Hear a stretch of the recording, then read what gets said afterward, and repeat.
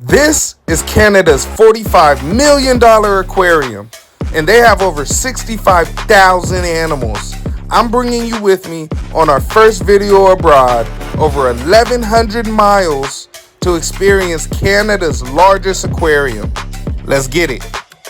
Another one.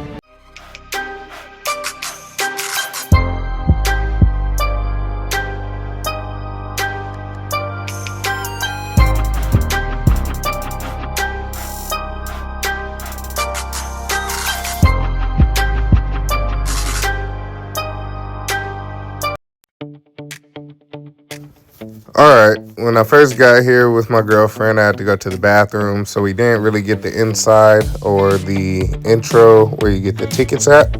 But as soon as you walk in, there's 1,000 things to do, and we chose to go outside.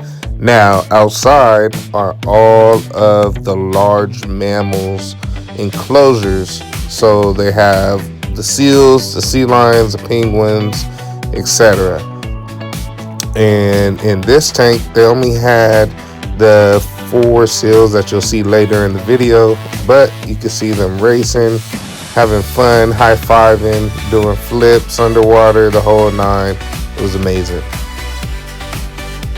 I'm sure from my girlfriend's expression right here, you could bet your granny's bingo money that these guys were her favorite animal of the trip.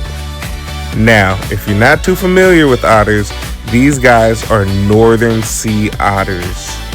This means that they are endangered in the wild, and they are the largest subspecies of sea otter. Fun fact, these otters have the same bite force as a black bear. Among the 3 seals that were swimming around earlier, this was the only guy willing to take a dip and come and say hi. This is one of my favorite areas of the aquarium, the underwater viewing of the sea lions. In this enclosure, both Stellar and California sea lions are housed together. In just a moment, you'll see the big male weighing in right under 2,000 pounds, who is a crowd favorite named Keena. If you're enjoying the video, make sure you stay tuned to the end. You won't be disappointed.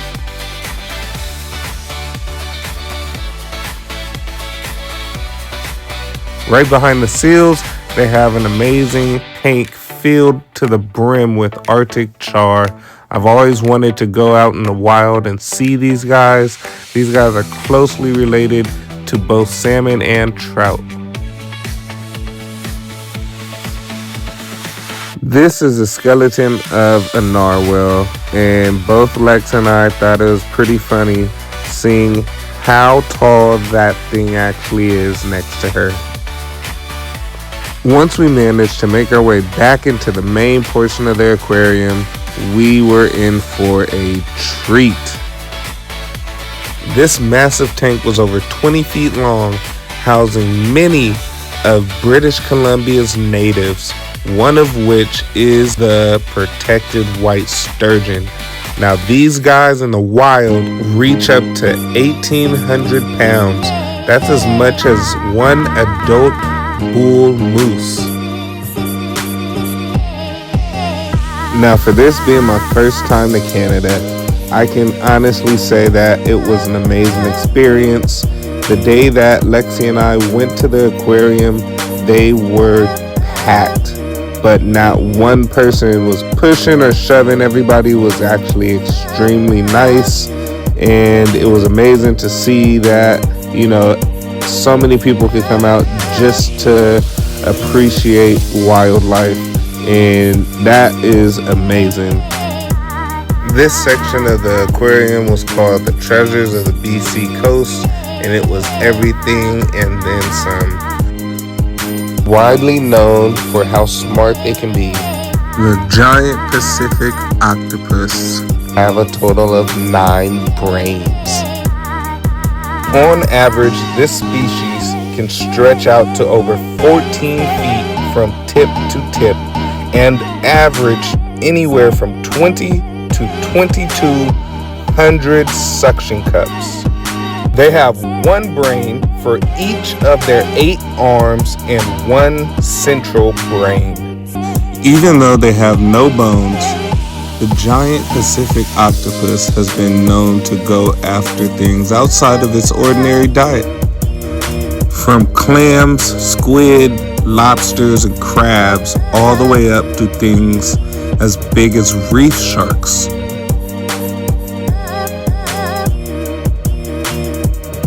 My favorite fish out of all these tanks is a reoccurring fish. I actually had it in multiple tanks, And that is a painted greenling.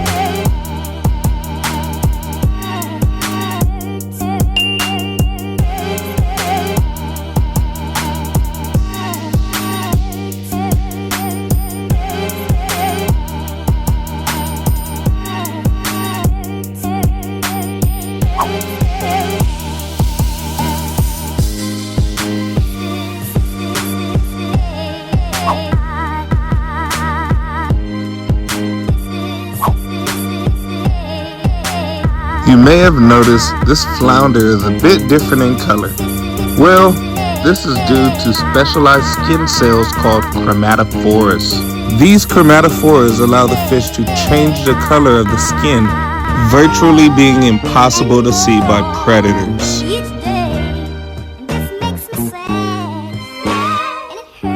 I'd also like to note that this aquarium has a dedicated marine mammal rescue center that is fully staffed and has rehabilitated and released Thousands of mammals back into the BC waterways.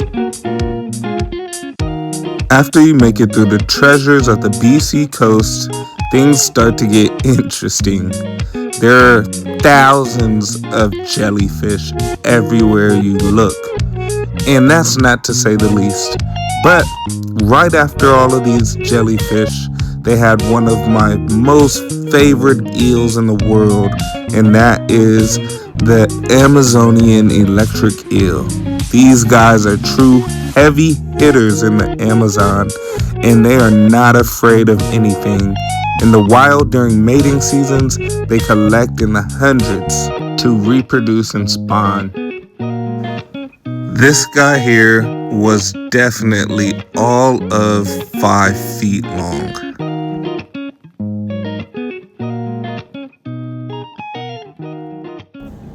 Okay, this is where it gets interesting. This is an open portion of the aquarium's actual lab. In this area, they allow for visitors to actually touch the jellyfish.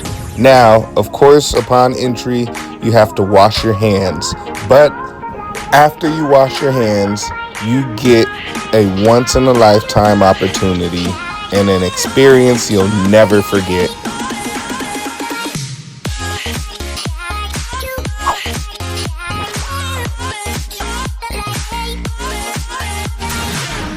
From the signs, as you can see, this is the tropic zone. So in this gallery, there are massive, and I mean massive, tanks of both fresh and saltwater fish.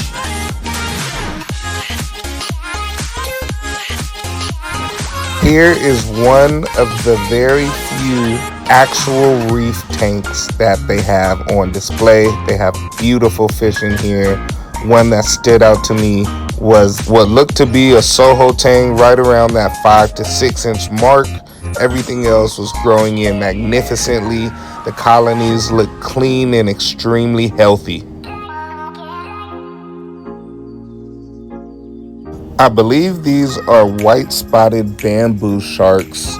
These sharks get around that 3 to 3.5 foot mark, and their tank mates are lovely lionfish and snappers galore. And yes, we cannot forget Nemo and Dory. This is an incredibly large setup to showcase the beautiful colors of the bubble tip anemones.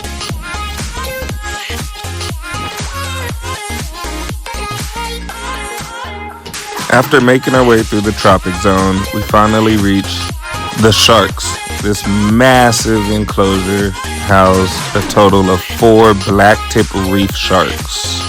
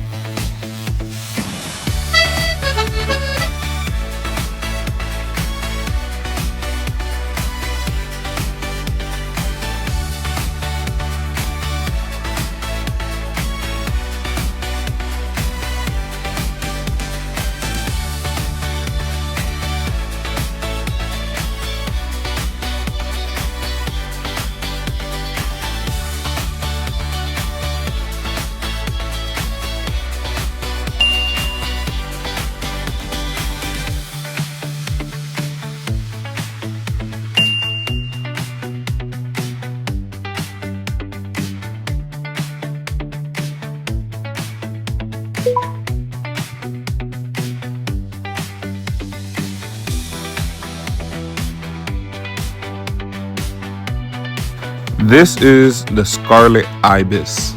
This bird is a close cousin to the bald ibis, which is one of the rarest birds in the world.